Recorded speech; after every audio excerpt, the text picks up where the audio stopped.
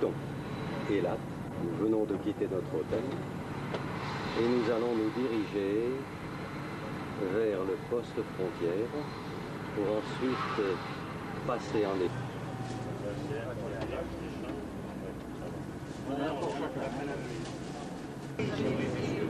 Vous voyez comme le paysage est dénudé. Eilat est pourtant c'est la station balnéaire par excellence. Station balnéaire israélienne sur la mer Rouge et le paradis des plongeurs.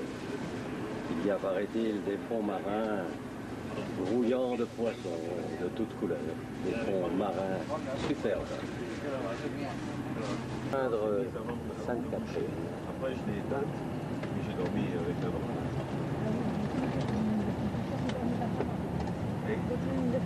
Paysage vraiment lunaire. La mienne marchait quand elle s'était reposée. Une tentative pour lancer une station balnéaire. De temps à autre, un poste de police.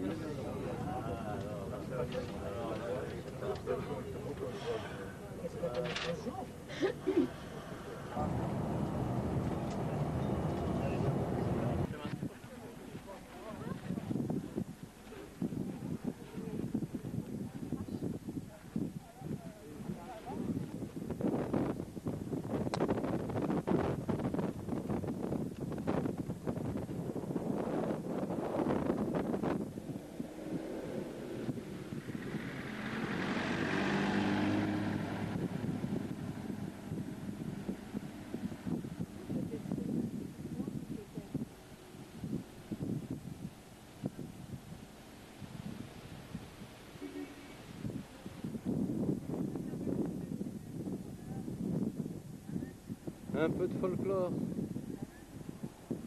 Au lieu de marcher 5 minutes à pied, il y en a qui viennent en chameau, à dos de chameau.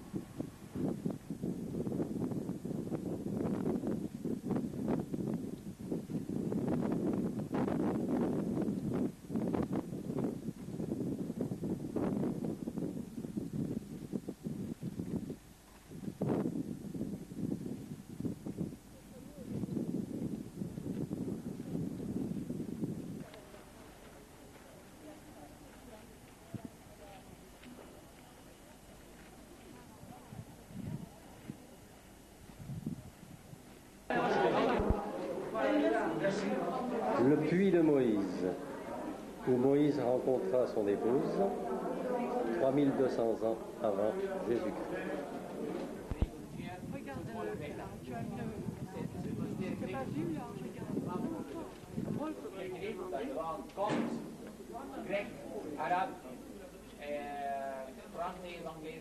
Les croisés ont dû graver ceci dans la roche.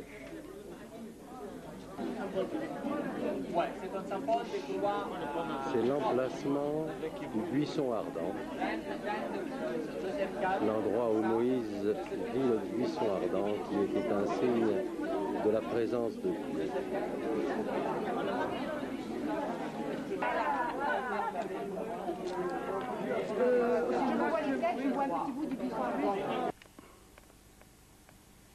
Une vue sur le massif du Sinaï.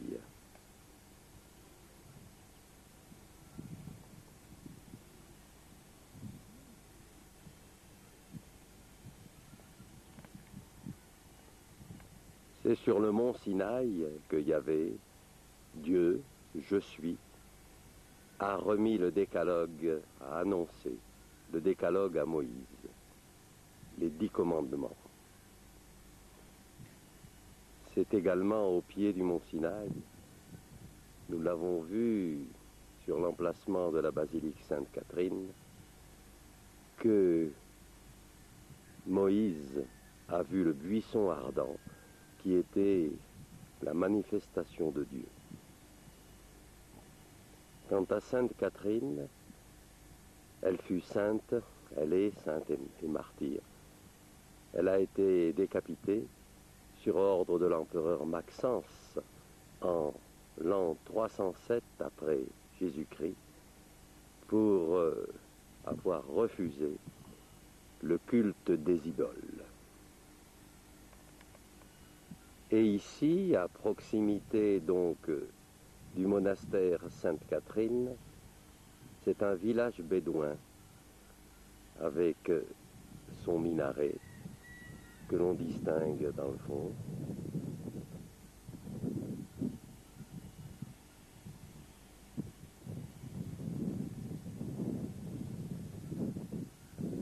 Village bédouin essentiellement habité par des éleveurs de chameaux. Les chameaux qui servent à transporter les gens depuis le parking des autobus jusque à la basilique Sainte-Catherine. La roche est creusée et ressemble un peu à... donne l'image d'un jeune veau.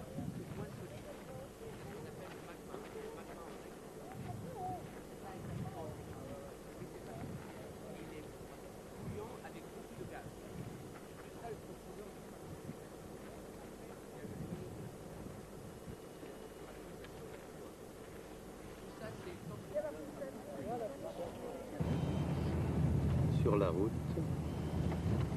entre Sainte-Catherine et la mer Rouge.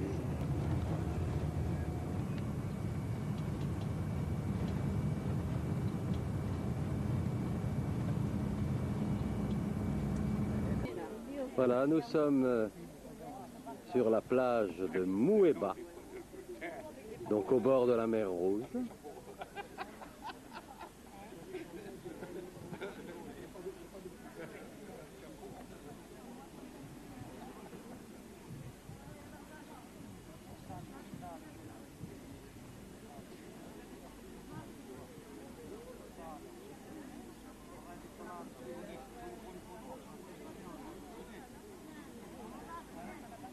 En face de nous se trouve l'Arabie Saoudite, de l'autre côté de la mer Rouge. Plus au nord, la Jordanie. Et à l'ouest, donc, Israël. Et nous sommes toujours en Égypte, aux confins donc de 4 pays.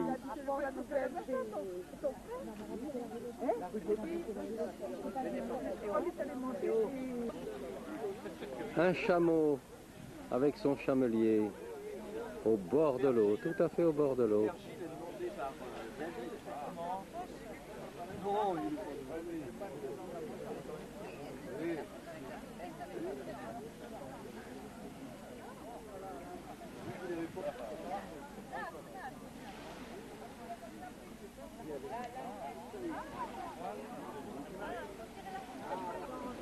Mais il n'y a pas que des chameaux, il y a aussi des barques.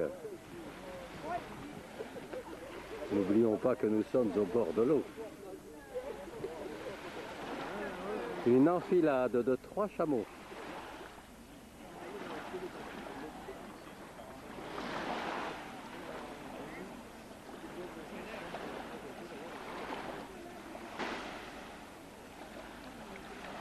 Du désert.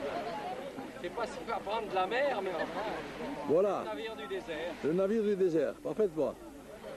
Et il est beau, hein? Il est beau. Il est beau. Ouais, N'oublie pas de donner le dollar, hein? il va même monter, il va même monter là. Ah, voilà. C'est bien, c'est bien. C'est juste pour la photo. Barca, barca. Allez. Alors comme vous pouvez le voir, la mer Rouge n'est pas rouge du tout. Elle est au contraire d'un très beau bleu vert. Alors pourquoi mer Rouge? Différentes explications, aucune très satisfaisante.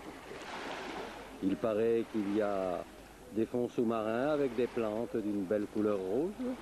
On dit aussi que Reed veut dire en anglais roseau, et donc comme les Arabes appellent la mer Rouge la mer des roseaux, eh bien on a confondu Reed et Red, d'où la mer Rouge.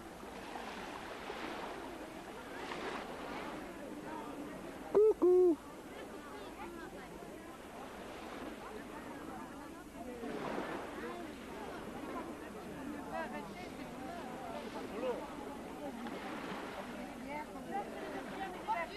Il n'a pas été très gentil avec moi, il m'a un peu secoué. Il refusait au début de se lever. Bref, on y est quand même parvenu.